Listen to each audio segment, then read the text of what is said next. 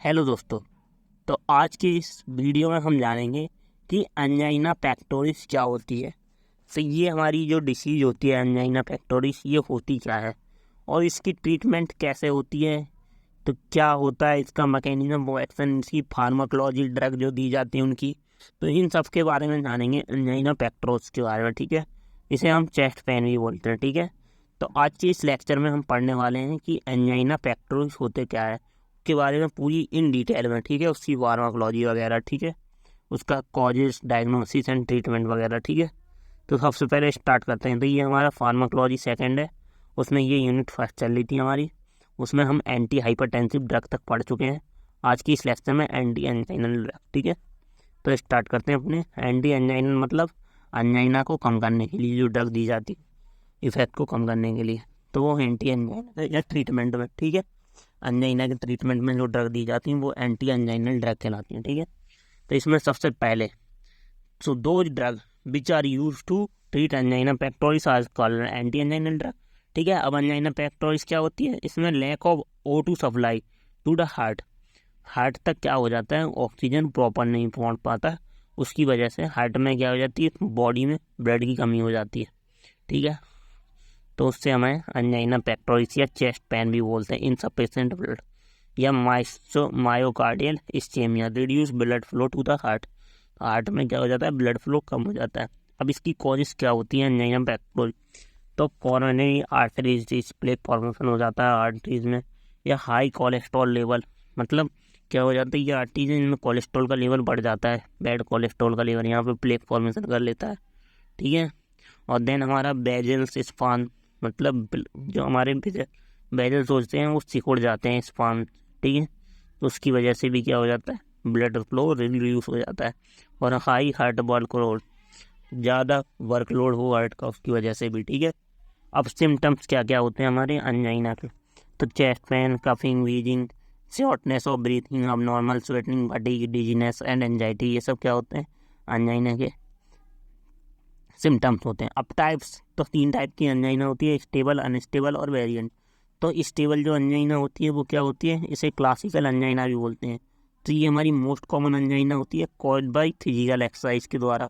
ठीक है, इसमें वर्कलोड बढ़ जाता है हार्ट का और एंजाइना कॉज हो जाता है। देन सेकंड होती है वेरिएंट या टेरेंजाइमेंटल एंजाइना। तो ये हमारी वेरिएंट एंजाइना क्या होती है, angina occur at sleep time पे। ठीक है, मेन रीजन क्या होता है इसका, बेजल्स का स्पांज होना, सिकुड़ जाना। देन अनस्टेबल एंजाइना, तो जो हमारी प्रेडिक्टेबल नहीं होती है, ड्यू टू किसकी वजह से होती है, आर्थरोस्क्लेरोसिस और कोरोनरी स्पांज की वजह से। ठीक है, तो ये तो होती सारी एंजाइना के टाइप। अब हम पढ़ते हैं एंटी एंजाइनल ड्रग। तो क्लासिफिकेशन क्या है, सबसे पहले नाइट्रेट, फिर बीटा ब्लॉकर, फिर कैल्शियम चैनल ब्लॉकर, और फिर पोटेशियम चैनल ओपनर, और फिर अदर्स ड्रग आती हैं। ठीक है, तो सबसे पहले नाइट्रेट्स में हमारा आता है नाइट्रोग्लिसिन, आइसोसोर्बाइड डाइनाइट्रेट, आइसोसोर्बाइड मोनोनाइट्रेट और एरिथ्राइलिन नाइट्रेट।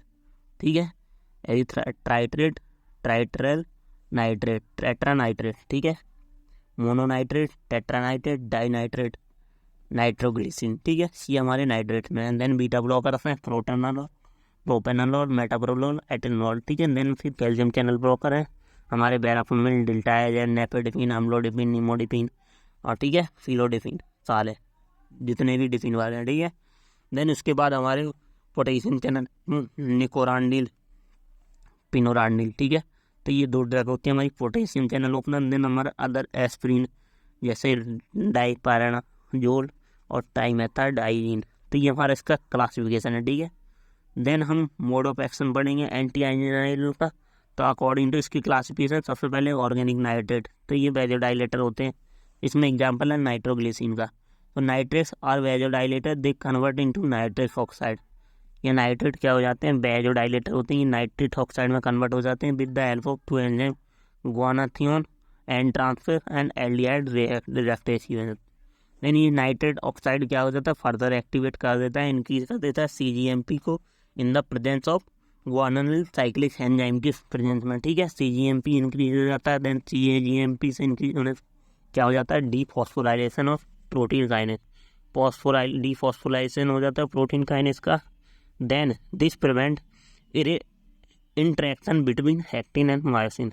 देन हमारा एक्टिन और मायोसिन में क्या हो जाता है, इंटरेक्शन नहीं हो पाता है। Then they decrease free systolic level in the help of sarcoplasmic reticulum.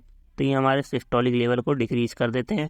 तो हमारे नाइट्रेट्स क्या करते हैं, सबसे पहले नाइट्रिक ऑक्साइड में कन्वर्ट हो जाते हैं।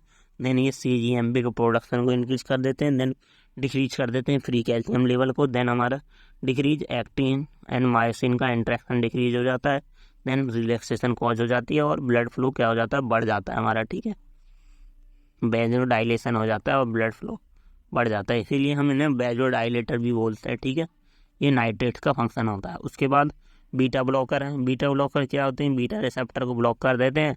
Then heart rate and BP and contraction also क्या हो जाता है, डिक्रीज हो जाता है। एंड क्लासिकल एंजाइना में बीटा ब्लॉकर एंड नाइट्रेट ज़्यादा इफेक्टिव होते हैं। देन हमारे कैल्शियम चैनल ओपनर है, वो पोटेशियम चैनल ओपनर है, जैसे निकोरांडिल है, पिनोरांडिल है। तो ये हमारे क्या है, ये कैल्शियम चैनल जो प्रेजेंट होते हैं हमारे स्मूथ मसल्स में, उनको ओपन कर देते हैं और कॉज करवा देते हैं हाइपर पोलराइजेशन, ठीक है। It block calcium channel L type, ठीक है, रिएक्ट कर देते हैं मस्कुलर मसल्स को, ठीक है। ये मोड ऑफ एक्शन था हमारा।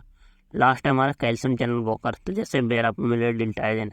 तो कैल्शियम चैनल ब्लॉकर क्या होते हैं, ये डिक्रीज कर देते हैं वस्कुलर रेजिस्टेंस को, ठीक है। तो ये हमारे कैल्शियम चैनल ब्लॉकर किसकी तरह थे, हमारे ऑर्गेनिक नाइट्रेट की तरह ही हैं, काम करते हैं। ये कैसे करते हैं, बट ये थोड़ा इनका काम क्या करते हैं, ये एल टाइप कैल्शियम चैनल को ब्लॉक करते हैं।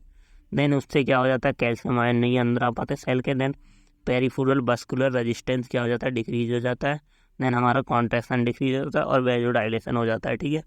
तो ये हमारा इनका काम होता है। और जो कैल्शियम चैनल होते हैं वो 3 टाइप के होते हैं, voltage sensitive channel, receptor operative channel और लीक चैनल। तो जो वोल्टेज सेंसिटिव चैनल होते हैं वो क्या होते हैं, एक्टिवेट होते हैं -40 मिलीवोल्ट पर। जो रिसेप्टर ऑपरेटिव चैनल होते हैं वो एक्टिवेट होते हैं man agonist bind with receptor.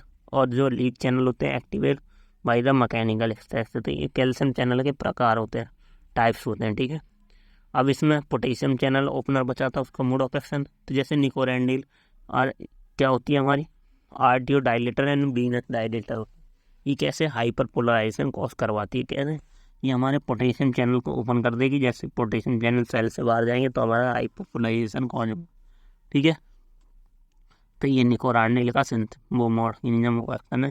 ये क्या है, वीनस डायलेटर। ये क्या करेगा, ओपन कर देगा पोटेशियम चैनल को ATP सिंथेसिस से। देन पोटेशियम इन्फ्लक्स क्या हो जाएगा, बढ़ जाएगा। देन मेम्ब्रेन हाइपरपोल हो जाएगा। देन कैल्शियम की एंट्री क्या हो जाएगी, डिक्रीज हो जाएगी। देन हमारा reduce intracellular calcium. Then smooth muscles क्या हो जाएंगे, रिलीज हो जाएंगे। And decrease preload and afterload, increase coronary blood flow, ठीक है। और ये नाइट्रस ऑक्साइड डोनर की तरह भी, तो ये भी हमारा स्मूथ मसल्स रिलैक्सेशन करवाते हैं। ये निकोरांडिल का पूरा मोड ऑफ एक्शन था। उसके बाद हमें नाइट्रेट्स का पढ़ना था। नाइट्रेट्स का भी हमने पढ़ लिया था। नाइट्रेट्स क्या कर देते हैं, ये हमारे नाइट्रेट्स क्या हो जाते हैं, डाइनाइट्रेट स्मूथ मसल में रिलीज नाइट्रस ऑक्साइड करवाते हैं। देन नाइट्रेट ऑक्साइड क्या कर देता है, GTP को कन्वर्ट कर देता है CGMP में, गुआनिल साइकिल स्केप से। देन CGMP का प्रोडक्शन बढ़ेगा तो myosin light chain PO4 actin, myosin और एक्टिन का कॉन्ट्रैक्शन क्या हो जाएगा, कम हो जाएगा। देन मायोसिन लाइट चेन क्या हो जाएगी, रिलैक्सेशन हो जाएगी। देन हमारा वेज़ोडाइलेशन और आर्टियोलर डायलेशन और डायलेशन ऑफ कॉर्नरी है। अब mode of action of nitrates की तो आपने पढ़ी चुके हैं क्या करते हैं, ठीक है। उसके बाद इसका फार्माकोलॉजिकल एक्शन क्या होता है, तो ये वस्कुलर स्ट्रिंग मसल पे क्या कर देते हैं, उसके प्री लोड रिडक्शन करवा देते हैं, आफ्टर लोड रिडक्शन करवा देते हैं, redistribution of coronary blood flow. Then ये सेकेंड क्या करवाते हैं, dilation of compaction vessels and pooling. ये डायलेशन करवाते हैं हमारे कैपिस्टेंस विजल का and pooling of blood in vein and decrease venous return to heart, decrease preload, decrease diastolic pressure and decrease O2 demand को कम कर देते हैं। देन आर्टिकुलर डायलेटर, ये तो हमारे वेनुलर डायलेटर थे, ठीक है। देन ये हमारे आर्टिकुलर डायलेटर में से decrease peripheral resistance, decrease articular load, decrease cardiac work, ठीक है। And see relaxation of coronary artery and redistribution of blood. Then relaxation of smooth muscles और ब्रोंचिकार्ड। आप खाली इतने ही एक्शन लिख देना, ठीक है। ये सारे इसके मैकेनिज्म ऑफ एक्शन कैसे हमारा फार्माकोलॉजिकल एक्शन शो करता है, ठीक है।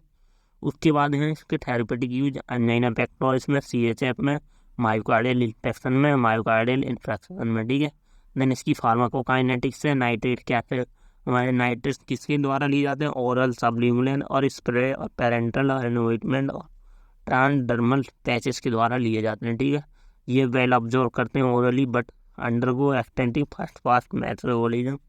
दे ओरल बायोलिटी ऑफ नाइट्रेट क्या होती है, पुअर होती है, तो इसलिए ये हमारे IM रूट से ज़्यादा लिए जाते हैं। ठीक है, फिर इमरजेंसी रैपिड ऑब्जॉर्प्शन बेट सबलिंगुअल रूट ज़्यादा यूज किया जाता है। ठीक है, सबसे ज़्यादा सबलिंगुअल रूट से लिए जाते हैं, मतलब हमारी किसके जो टंग के नीचे रख के। ठीक है, सबलिंगुअल टैबलेट एक्ट इन 1 से 2 मिनट में, बियर the sublingual spray act further than tablet से ज़्यादा फास्ट होते हैं। ठीक है, एडवर्स इफेक्ट क्या होते हैं, flushing of face and throbbing, headache. ठीक है, then postural hypertension and tachycardia, then palpitation, weakness और dizziness, then tolerance, Monday disease and methemoglobin. High dose में क्या करवाते हैं, मैथमोग्लोबिन करवा देते हैं। ठीक है, तो ये सब इनका मोड ऑफ एक्शन था, फार्माकोलॉजिकल एक्शन था, यूजेस था। ठीक है, अब इसके बाद हमें ड्रग्स पढ़नी है, क्विक रिवीजन ऑफ फार्माकोलॉजी। ठीक है, तो इसकी फार्माकोलॉजी यूज थी, इनके MCQ जो बनते थे GPAT के लिए वो पढ़ेंगे हम नेक्स्ट लेक्चर में। ठीक है।